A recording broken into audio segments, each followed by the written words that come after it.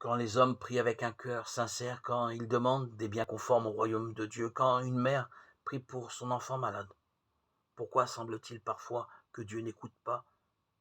Pour répondre à cette question, il faut méditer calmement les évangiles. Les récits de la vie de Jésus sont remplis de prières. De nombreuses personnes blessées dans leur corps et dans leur esprit lui demandent de les guérir.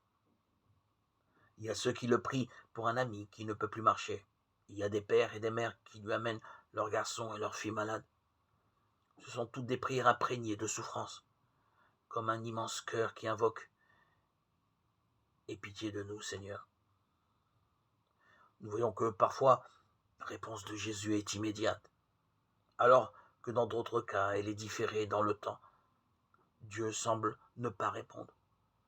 Pensons à la femme cananéenne qui supplie Jésus pour sa fille. Cette femme doit insister longuement pour être exaucée. Matthieu 15, 21-28.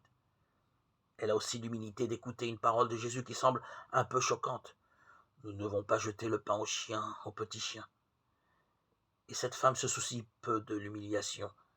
C'est la santé de sa fille qui importe. Et elle continue. Oui, mais justement, les petits chiens mangent ce qui tombe de la table et cela a plu à Jésus.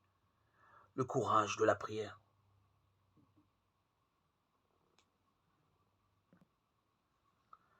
Pensons au paralytique porté par ses 4 amis. Au début, Jésus pardonne ses péchés et ce n'est que plus tard qu'il le guérit dans son corps. Marc 2, 1, 12. Ainsi, dans certaines occasions, la solution du problème n'est pas immédiate. Dans notre propre vie aussi, chacun de nous fait cette expérience. Ayons un peu de mémoire. Combien de fois avons-nous demandé une grâce, un miracle, disons-le ainsi, et rien ne s'est produit. Puis avec le temps, les choses se sont arrangées, mais à la manière de Dieu, la manière divine, pas selon ce que nous voulions à ce moment-là. Le temps de Dieu n'est pas notre temps.